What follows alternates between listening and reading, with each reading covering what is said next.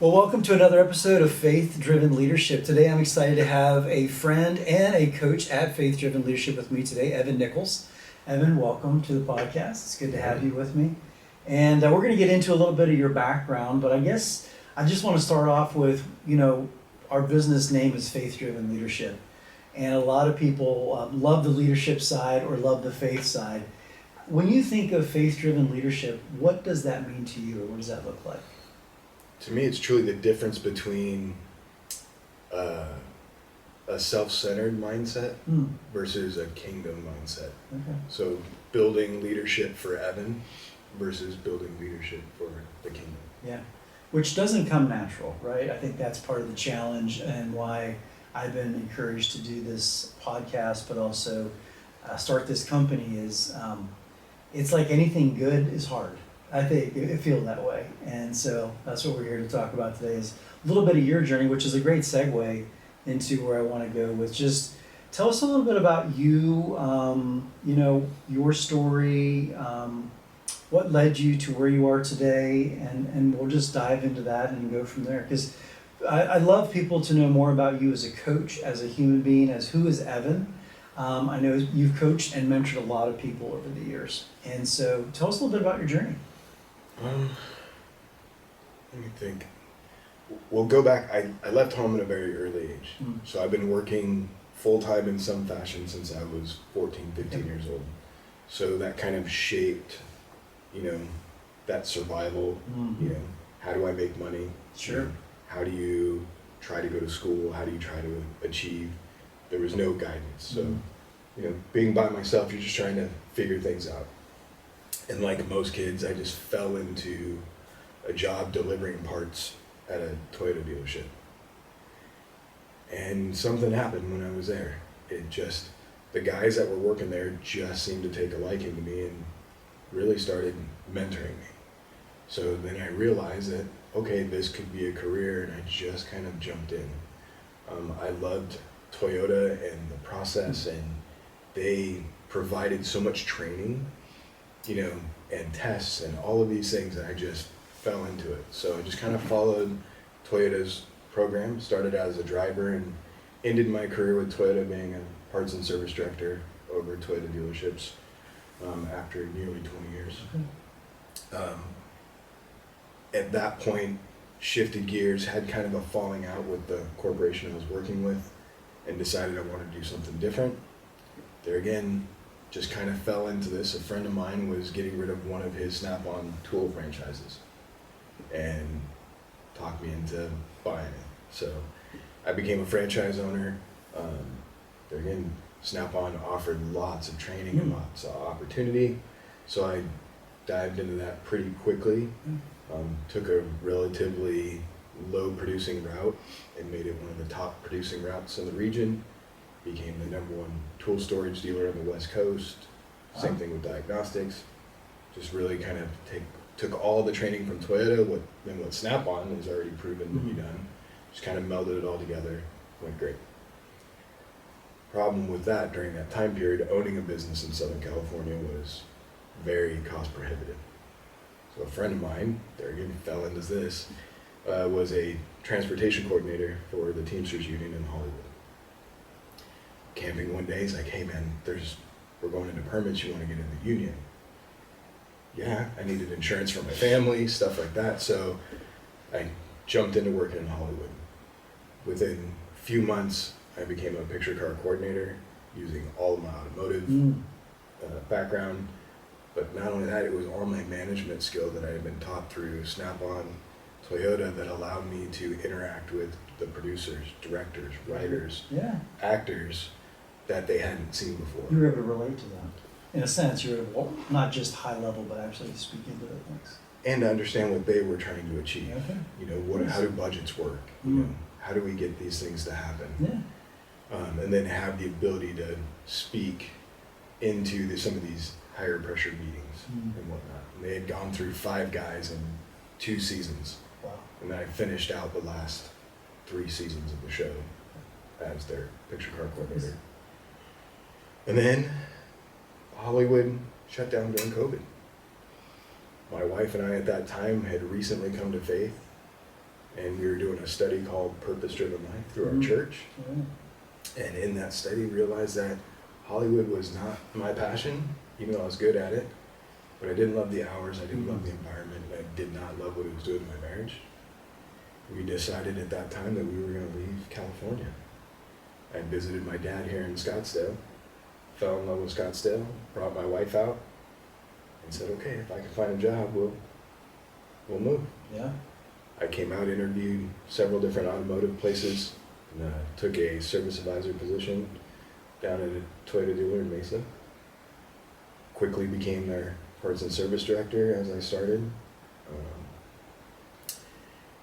There again, being a man of faith and working in the car dealership in that environment didn't go well. My maturity wasn't there to be able to navigate the politics of that. I became pretty firm on, if these are our core values, these are what they are. They're not advertising or suggestive. Yeah. So I had a falling out with ownership there. Hollywood opened back up, so I was able to do a little bit of remote work and run a show with my admin experience, being able to do that, so that was kind of great. Then Hollywood shuts down again because of the writer's strike. So I ended up here at MSW Ravenscroft because they needed a facilities manager. So totally switching gears from automotive and entrepreneurship and all of that. So it's been an interesting journey, running a building versus having several employees or dealing with scripts and budgets. So it's led me here, which then led me the ability to have a little bit more freedom in my time schedule. Okay. I was no longer working 60, 80 hours a week. I was into what I saw as a normal 40-hour-a-week job, which allowed me to really serve and participate at church, which is where my real passion has been. So I've kind of shifted all of my free time into discipleship, coaching, mentoring, which then led me into chaplaincy at our Scottsdale Fire Department, where I'm doing the same thing, but just with firefighters. Nice. No, that's great. I mean, I appreciate you sharing that. I think what I've heard, what's interesting for me is the whole, you didn't know where you were going, and you didn't know where that job at Toyota was going to go in Southern Cal to here now in Phoenix, Arizona. But if I'm hearing you correctly, each of those jobs kind of built on each other in a sense. You learned things at each of them and you were able to implement them. I think that was key. But you also experienced challenges and people didn't like to follow implementation, which is interesting in leadership.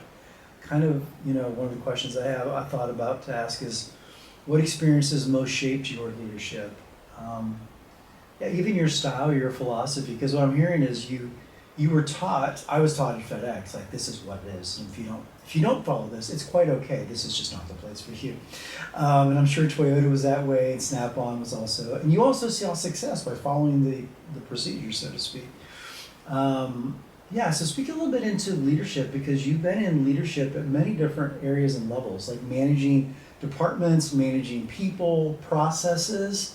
I know now at Ravenscroft MSW, you're managing production, a building that has production shows. There's lots of aspects, lots of contractors. So tell me what has shaped your leadership and just what's your style? What would you say is your style? My style before was pretty authoritative. I'm a pretty disciplined person. So if there's a process that's already proven, just do the process. Yeah, sure. It usually works. So I think my ability to follow that type of instruction when I see that something is working, and maybe making small tweaks to improve on it as you go, and that's kind of Toyota's philosophy. Like, this is the process that works. If we see something that works better, we move forward. So that constant, never-ending improvement. Okay. But I never felt like I had to be inventive or reinvent the wheel. Yeah. That was interesting when I switched from Toyota Snap-on into Hollywood, because there's no process there. Okay. You're creating the process, and it's so creative and so art-driven that a lot of people struggled in dealing with now the big corporations creating, TV, film. Sure. So I was able to create those same processes that just seemed common sense to me now at this point, to help with budgeting, logistics. So I Yeah. just created a process. Okay. So I'm very process driven. Yeah. And I do believe that if we stay disciplined, follow the processes, Yeah. we tend to be more successful. I agree. I'm kind of wired the same way, but I also heard you say something that I just want to highlight. You also, Toyota was the example you just said was Toyota had a process, but it didn't mean you couldn't leave the box. You could still be creative and think ahead. If something was a better way to do it, let's do it. And I think a lot of leaders that I've worked with get stuck with it is the process and that's it. Leaders do have to be creative or have creative people around them. Otherwise, you get left behind in a sense. So. Yeah, I was fortunate to be in the car business before the internet. Okay. So I saw the transition of what the internet did to the car business and what it did, say, inside the parts department where we would sell parts. Well, before you would come up to the counter and we created retail centers, which they weren't in the original dealership. So I was a part of that first wave of, oh, let's sell car care products for customers to come in impulse type purchase. Well, and then that shifted quickly into, well, the car modification and accessory realm, which dealers typically shied away from. Okay. So I got to be a part of this first wave and working with TRD and the engineers there and what products, who do we partner with. So as they transitioned into Scion, I got to be part of some of these roundtables and what are the right accessories, what do we do? Nice. I started then going to SEMA and working with the manufacturer and the other actual vendors that are creating these accessories. So I'd build cars for the shows and stuff like that as a dealership partner. So that's where my creativity got to come out and give us exposure. And then before there was social media, there was web forums. So then it was getting on the forums and then hosting events through the forums. So it was really a transitional time that is now commonplace, but at the time it really wasn't. Yeah. So it was really stepping out in faith and having leadership and ownership trust me in these things, and then taking that experience when I owned my own franchise on how do I use social media, how do I connect with my customers. So that's where I think it's pretty important that we stay fluid and try not to be so stuck in a box. That's probably my biggest hurdle, is if something's working, I don't typically tend to fix it unless somebody points out that we need to, so. No, that's good. I appreciate you sharing just the whole, it is a challenge knowing when to improve and knowing when to just stay the course. That is hard for everybody. That's part of leadership growth and leadership development, is knowing the difference and understanding, drawing other people in to understand that. Speaking of leadership, how has you mentioned that you and Christina, your wife, Christine, your wife, thank you, accepted Christ several years ago. How has that influenced the way you lead? Well, it's kind of changed everything. For me, leadership was about achievement. Okay. And I was good at rallying a team and getting everybody moving towards the same goal because there was benefit for everybody. But the motivation was benefit for me. Sure. For my paycheck, whatever it is, my advancement. And now it's really about stewardship and helping people achieve their greatest, their purpose that God has for them. Nice.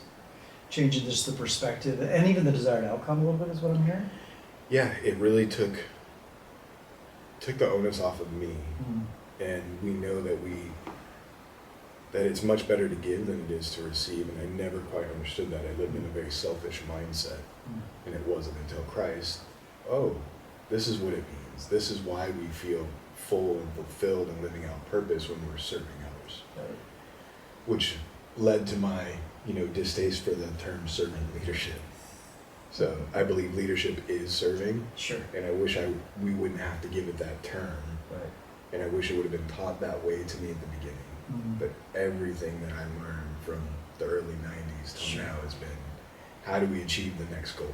How do you set goals? How do you get there? No matter the cost. And we still have to have goals. You're still a goal. I'm going to guess that you're still a goal person. Yes. You just approach it differently. I think that is part of the challenge as followers of Christ. It's not just for ourselves, but how do I get, quote, to the top of the corporate ladder anymore? It's how do I bring people along? I think that's part of our faith-driven leadership, of what we want to do is help people understand you still need to lead, period. But it needs to have your faith, faith should be part of that. It's not just on the weekends or things like that. And it's that integration is part of that, I think. And so, Absolutely. yeah. Well, let's move into a fun topic. What's one of the hardest leadership lessons you've learned? The hardest one for me to learn was fake it till you make it. Okay. Tell me about that. I highly disbelieve that notion. It does not work. I think most people can see when you're faking something. True. And it's much better to be honest and say you don't know, and then develop the skills to know, or get the information to learn. It's bit me more times than once as an arrogant young man, so once I learned that lesson, I kind of moved on from that, and it's pretty easy to say you don't know and you don't have an answer, but I'll get you one, than it is to try to fake it. Yeah, is that something you see today when you're working with people, mentoring and coaching people? Is that still a challenge? People are like, in today's society, I need to fake it until I make it. Absolutely. There's been several books written by it. There's been podcasts. So I think people really lean into that, and they're mistaking this faking it as confidence, and it's really not. That's fair. Real confidence comes from knowing what you do know and what you don't know, and knowing that you don't have to know everything. It's true. It is interesting that, to me, I'm just sitting here thinking, it's interesting that a core philosophy in the world that people have embraced is to fake something.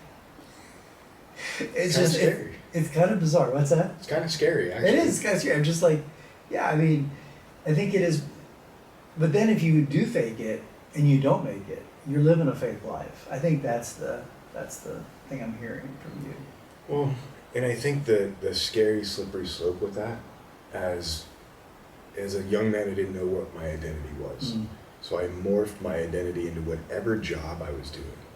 So I was a teamster. It's not a vocation that I did. Got it. You became that. Yeah. Okay. I was Evan the Snap-on guy. Okay. I was Evan the car guy. I wasn't Evan, son of the creator, adopted into this family. So the fake it till you make it part really is a shift on your identity. Instead of knowing and being confident in who you are, being able to live out of that truth, I think leads to... It does. Let's talk about that for a second, because we've both mentored a lot of people in our lives and are continuing to coach and mentor people. Identity is key. I think we all have a little bit of imposter syndrome. Every human has it. It's part of our fallen nature. I think we're afraid to fail, and when we're put in positions, even when we're qualified, there's a lie in the back of our head that says you're not good enough or you can't do it. So if you would just process with me a little bit when you're working with somebody, or if you were giving me advice, or our listeners advice, that's struggling with imposter syndrome, or their identity is, I am a doctor, I am a CEO. That is who they are. The rest of it doesn't matter. The family doesn't matter. It's cost them everything, but they've gotten it. How does having your identity shift affect you? How have you seen it affect people when they change their identity from the world's view of success? Still can be successful. We're not saying sell everything and go live in a monastery. But how does that balance look to you? Typically, it's always leads to better relationships. Okay. Story kind of related to that. My wife works at our church, and for a period of a few years, she was in charge of all the funerals that came in. So I got to be voluntold to help in these services, so I got to be around family and stuff like that. And in the interviews, as my wife is getting to know them, prepping for these services, nobody ever said, I wish I worked for her. It's true. Not a single person said that. Actually. Not a single person said they wish they would have bought something else. What they all said is that they wish they had more time with their loved ones. Yeah. That they spent their time in the wrong way. So that really affected how I felt being a guy that always worked never less than a 60-hour work week. Yeah. So it really kind of hit me. And it hit me that I missed my daughter's childhood completely. By the time I knew, she was out of the house and I was still working 80-hour weeks. So really hit me there, and I think it's because we put our identity in that wrong thing, that we can't be open to relationships, because to be successful in worldly American terms is financial success, and you can't have financial success unless you put in the work. And you basically, in today's competitive culture, you have to give yourself to that to do it. That's good. So work-life balance is my biggest focus with most leaders. Okay. What does that mean? That makes sense. I was with somebody this week, and they're going through a life transition in a good way, and trying to evaluate what is in their next season of life as they plan on having a family now. What is the right dollar amount? He's going into a high dollar field, and he wants to though honor his family and not work the 80. Both of us have done that, work those crazy hours. So how do you not do that? It was a great conversation. His perspective was, how do I balance, I want to have a good life for my family. I don't want my wife to be able to stay at home, but if she wants to work, go for it. But to not have to. I think that was one of the questions. To have some financial freedom. And I think where we ended in the conversation was, for him and his wife, one of his homework assignments is to come up with the future budget in the next 3 phases of their life. This next phase, but also think of the phase after, when the kids are older and they're in college. Because I said the world is going to tell you what dollar you need. It's called never enough. You'll always need more. But if you can set some budgets, tentative, in that will just free your mind up to not have to worry about it. I just don't think people take the time. And if you've recognized that, or I think there's just so many distractions. For me, one of the biggest things in coaching isn't rocket science. It's helping people just slow down and identify what's important. I think it's hugely important to take the time to do that. Yeah. Because I think in the moments of emotionality, in the moments of being tired, we can turn to other things for our happiness. We all do. So that new car, that Yeah. nice shiny thing, or we need to live in this neighborhood or this house, becomes the focus and the goal to distract us from the fact that we're just not balancing our time well. Yeah. And because there's no such thing as work-life balance, we're going to spend this many hours at work. That doesn't change. No. The balance comes in is your intentionality and what you've set yourself up for. Mm-hmm. When you come home, are you so depleted that you don't have time for your wife, you don't have time for your kids? The finish line isn't when you get off the clock. The finish line is when your head hits the pillow. So how do we help people adjust that? And to set expectations of how much money do you really need to live and what standard are you setting? Because that really, I've come to find out in all of my career changes now to where I'm at, I am making half of what I used to make when I worked in Hollywood and still live a comfortable Yeah. package. So it's this need versus want becomes very blurred, so setting the importance of things becomes No, important. that's good. No, that makes sense. And I guess along with that, is there anything you would tell our listeners, any habits that have helped you to be able to revisit these key points from time to time, to slow down a little bit? Discipline is key to all of it because our motivation wanes. So when I feel motivation waning, I tend to lean into discipline, but they're again very process, goal driven. Sure.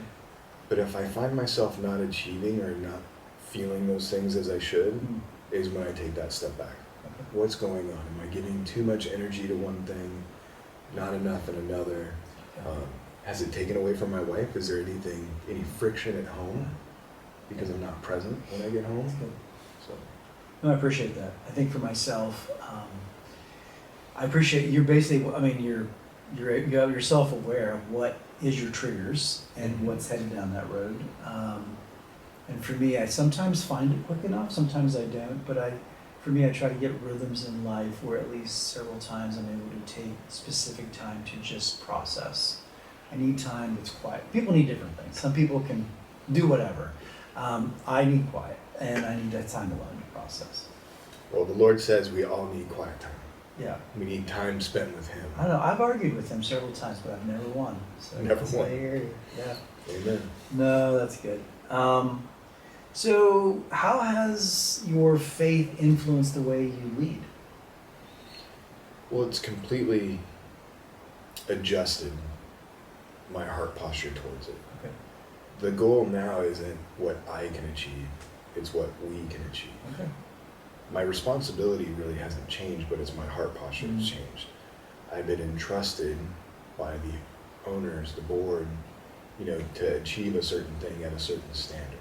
Mm. So it becomes more about what I'm doing for them, not what they're doing for me, in trying to honor the Lord in the position that He's given me.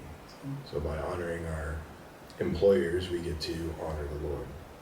But in that, it's how we treat the team that becomes the culture that you're in. And with that heart posture of wanting everyone to succeed and everyone to flourish, and how do you give everyone the opportunity while still keeping it on course, Yeah. is really what's been changed. Because I would just enforce with discipline Sure. the process, and this is what we're doing and how we're going to Yeah. get there. So, Well, let's go. I'm going to dive a little bit into that another level because I hear you, and I can hear people. I'm thinking I can hear other people thinking possibly, which is that is the utopia, so to speak, where you are a good leader and you've got good teamwork, but and you're all going in the same rowing in the same direction, so to speak. But that doesn't always happen. no, it does not. So how do you balance that tension of there is a time where you just got to get things done, and there's a time where what does everybody think? Is there any, just what comes to mind for you? I'm not putting you on the spot necessarily like you have a formula, because there is no formula, but is there things you've learned that just have helped you and could help others? I think culture is the biggest thing. Okay. Have you set the culture correctly? At the organization? At the Okay. organizational Got it, level. okay. We've all gone into unhealthy places. Correct. And I have turned around 3, big car dealerships in my time, Yeah. going through management, ownership changes, Sure. all that stuff, and it really stems from the culture that's being set. You can have a great culture that can be shifted overnight with new management change. Mm. So I think for me, I really focus on how do we work within the culture that's there to continue to improve. Mm. But that really takes vulnerability from the leaders, building trust. So I think the culture is truly the key to getting things It done. is. Yeah. Because it will definitely make or break it. It will. No, I know we've talked about culture a few times and the impact, and I've worked with different organizations, and it's funny, even at FedEx there was different culture at different stations because it's based on the leadership.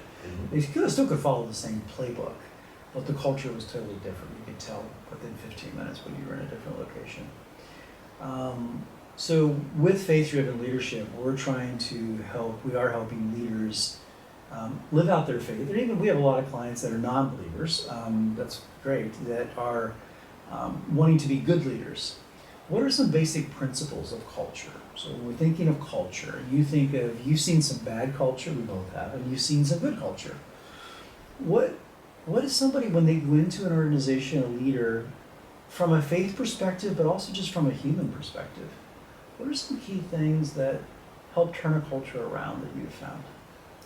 I think in all of those situations, it's spending that one-on-one time with each of the employees and actually asking them what they see in the culture as you're coming into this, or why do they think things are working well or not well.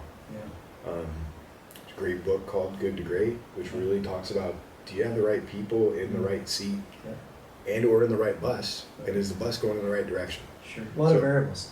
I love the analogy as you can put people then in categories and placement and see if that's what's disrupting the culture. Do you just have people in the wrong areas? Been fortunate to be with Jonathan now for a while, folks, and he's given us lots of different assessments.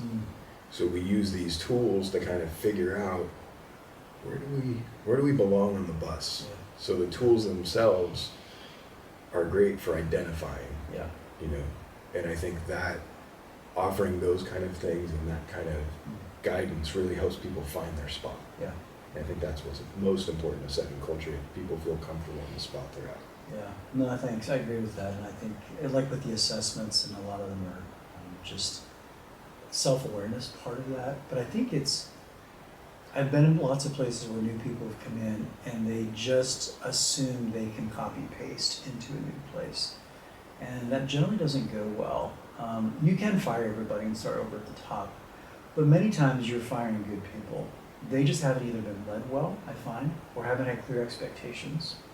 A lot of times, what I've seen as hurt a culture is there's not a clear understanding of where we're headed, and also authority structure. Mm-hmm. Somebody gives projects but keeps the power. That happens a lot, and that hurts culture and working with people in that. So anyway, just what I've seen, there's lots of aspects there with culture. There is. I mean, it's hard to pinpoint or come up with a formula. You really have to be in the environment. You do, yeah.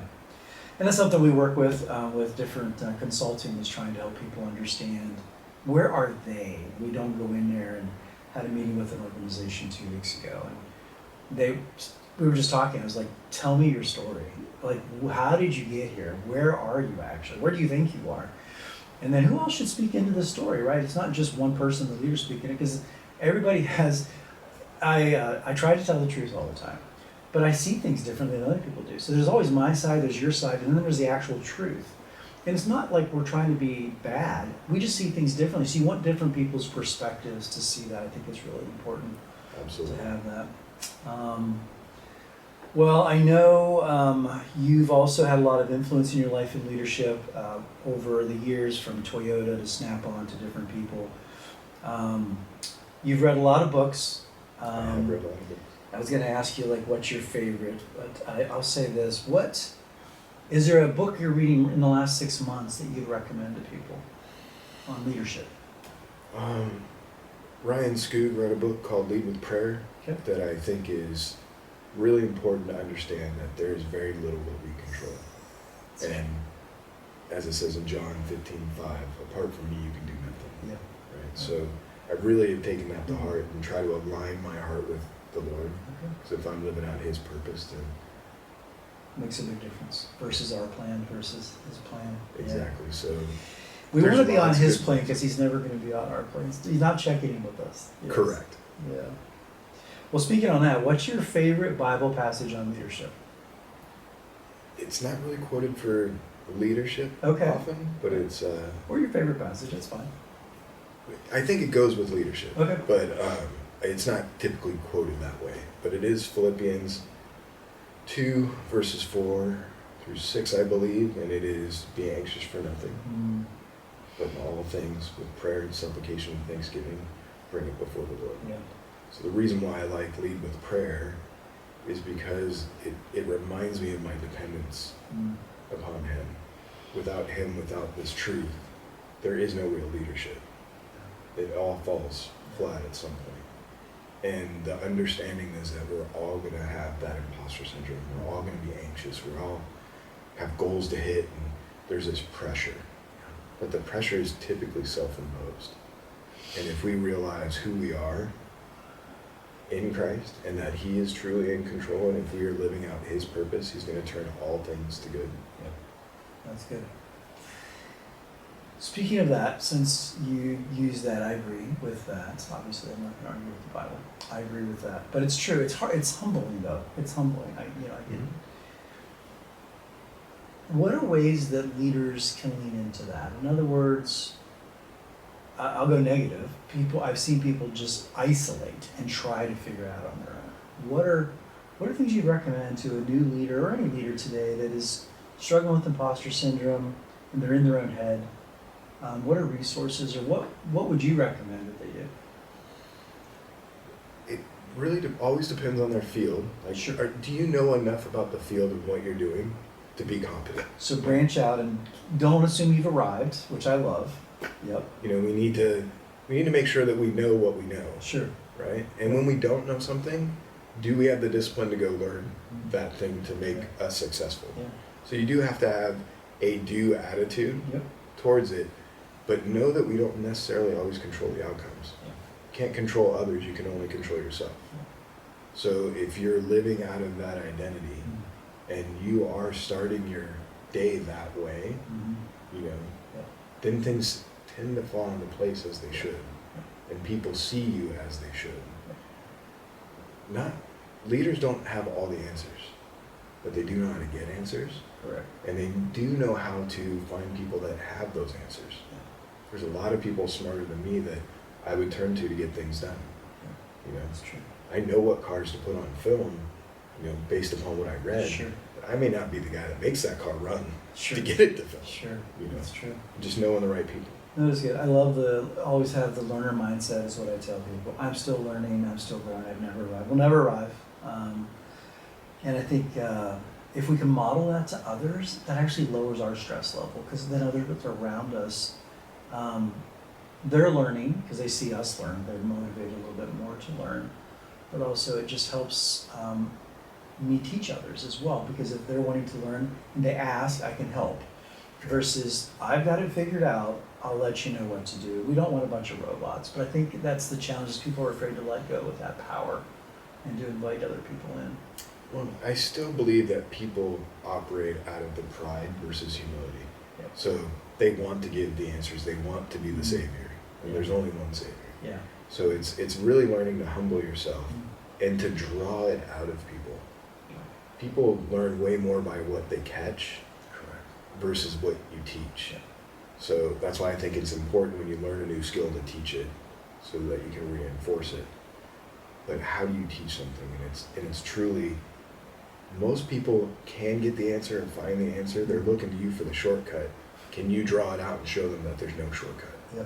So that it is reinforced and it's not just a soundbite. I wasn't going to go here because I didn't think of it, but you brought up a great point, I think. Well, I think it was a great point. Let's see where it goes. You're right. Everybody human, I think it's kind of inferred in us that we want to find the shortest path to everything. And even now we want to find the shortest path to an answer. So the shortest path is the internet or AI. But that is actually going against how we learn, right? Because we're just getting answers. We're not getting, the process is key. If I heard what I'm hearing from you is the process is where you learn. That trial and error is huge. I've learned more from my failures, a lot of them, than I have from some of my success, because that's made me reevaluate and had to ask for help and had to do other things. How is that, where are we headed with that? Have you seen that a change with the leaders where they're just looking for answers and they're actually looking for the path? I don't think that's ever changed. I think people are really looking for the shortest way to get to something as comfortable as possible. Yeah. But we see in all success stories, there is a process. It's a process, yeah. And you shortcut the process, you're not going to get the success that you want. Yeah. That's when the failures happen. That's when we learn the lesson, oh, we can't do that. Yeah. So you can't get stronger if you don't go to the gym and put in the... You can't? You just can't. Okay. So, and you can't get smarter unless you put in the time. Yeah. And AI and the internet are great tools. They are good tools. Great tools for research, to learn, but that I can't apply it for you. That can't have the interaction with your employees, with your customers, with leadership. That's a best case scenario. Everybody agrees with you on AI or the internet, yeah. But I'm not opposed to AI No. or internet. I believe it's just another tool. Yeah, that's good. No, that's fair. I think it's one of those, it's part of the process. It's bringing people along. And I think, one reason I got into coaching years ago was I realized coaching, who I coach and who I work with, they weren't looking to me to solve their problems, because I can't. They're looking for a safe person to process with. And I think that's part of it, is people think coaching, they're not quite sure what it is many times. But all the clients I work with, it's a chance, it's a safe environment for them to actually pause, pull out of what they're doing, and just process. And obviously I'm asking key questions to get them thinking, but not driving them in a certain direction, but it really is that chance, just connected with what you were saying, it's that chance to actually slow down, process, be pushed back a little bit, like tell me why you think that would work, or tell me more, and what are you going to try? And that's why I think coaching, and you do as well, coaching and mentoring is so important for people. It gives them that time that the world is saying is not necessary. Just get a quick answer. And I think it goes one level deeper than Okay. that. I do believe that most people get promoted based on the performance they did in the job that they were given. But that doesn't mean that they have the skills to lead or to do the next thing. And that is such a performance-driven model that nobody takes the time to teach. And I think in coaching, we've realized or seen throughout our experience that because somebody's good at doing this job doesn't mean that they're going to be a good leader. Right. Now, I believe all people are meant to lead in one fashion or another. Yeah, I agree. And I believe it is a learned skill that we can do. But if you don't have safe people that you trust to be able to correct you or call you out or lead you through a difficult thing, you're going to typically have the hard lesson. It's true, you're gonna struggle. Yeah. Well, based on that, what is the worst advice you've ever received in leadership and life? Worst advice. Worst advice, like for leadership and for situations?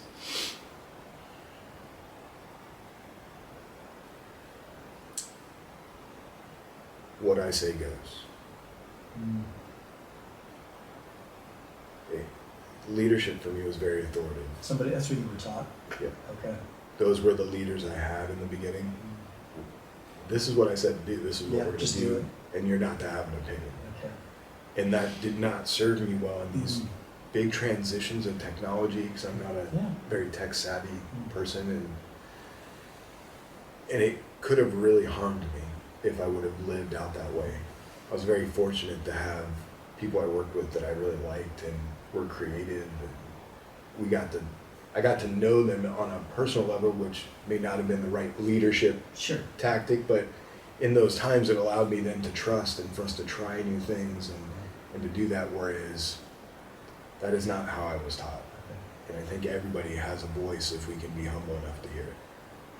No, I appreciate that. And one reason I ask that question different times to people is it's usually, it's something somebody truly believes is right. But I don't think it ever got them where they wanted to go. And I don't think people realize when you're giving advice to people, especially younger people that are new in leadership, they're soaking it in. They really want to really pause, right, when you're giving advice to people. Like I kind of pause when people ask, hey, what should I do? I'm like, well, what do you think? Where are you at? Versus being the authoritative side, like you said. Yeah, that's good. Well, talk about routines for leaders. You know, every leader, I think, should have different types of routines. What's a routine that's worked for you? Like, what's your morning routine? How do you prep for the day? Again, pretty structured. Okay. I have a calendar that I go by, so I live and die by a calendar. Okay. I also have that calendar shared, so it's not just an Evan calendar. I believe in scheduling all the big rock stuff. Okay. So that's how we maintain the work-life balance per se. Have we set an intentional time aside, for our spouses or children, friends? Outside of the calendar, I spend quiet time with the Lord every morning. In the Word every day. That's kind of how I start my day, with the Word and prayer. And then it's walking the dog, spending time with my wife, praying with my wife before we leave, and start the day. And then at work, I go through the process of evaluating all the things that need to be done. And then each day reorganizing the priorities of them based upon things that have come in, and then reviewing that before I leave, keeping others informed. Just seems to make it for a smooth Good. day-to-day way to live. If you would briefly break down, you mentioned, thank you for sharing that, you're structured.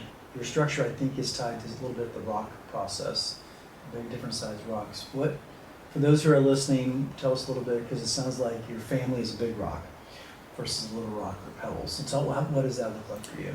There's a great model that's floating around on the internet somewhere where you got a big container and you have all these different sized rocks and everything's got to fit in the container. Well, if you put all the little rocks in first, big rocks aren't going to fit. Correct. So I think if we plan those big rock moments, that is your work time, that's got to be scheduled. You got to show up to work. Sleep time, physical health time, but your relationship time is what that's typically what gets put off for most people. And then time that they spend with the Lord gets put off. So I think if you schedule these times, these become sacred times where things don't get scheduled during that, then you can maintain those right relationships. I like it. The other stuff fills in around that versus them filling in around other things. So Correct. If you don't schedule your life, life will schedule you. Oh yeah, I always joke, you can wake up, you don't have to have anything scheduled, the day's already full, so I should probably have a schedule if I want to get stuff done. The way I want to get it done. Otherwise, someone else will dictate it for me, so, yeah. We agree. Well, as we're winding up here, what advice would you give your younger self? You think? Well, come to Jesus much earlier in life would be the biggest first thing. I wish I could go back and change that. Yeah. But it would be that serving others is far more important than serving yourself. Mm. I think my relationships would have been better. I think my career would have Okay. gone to a much higher level. I pretty much plateaued at a certain level that I was never able to get past. Mm. And I think it was because how I perceived people. That's good, thanks for sharing. Well, last question I have for you. If listeners remember just one thing from our conversation today, what would you want to do?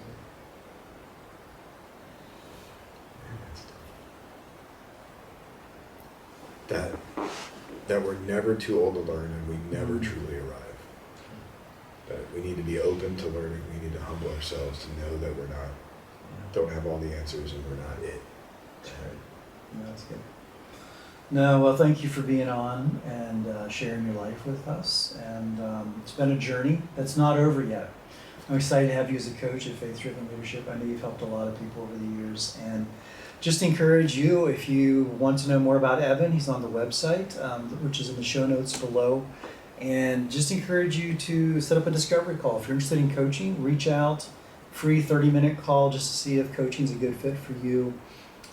And you know, how can we partner with you in life, and what does that look like to move forward? And if you're a bit on our website, you know, our theme is, remember how you are, how you lead with clarity, grow with purpose, and change what really matters, not just let the world determine what changes you need to make. So until next time, have a great day.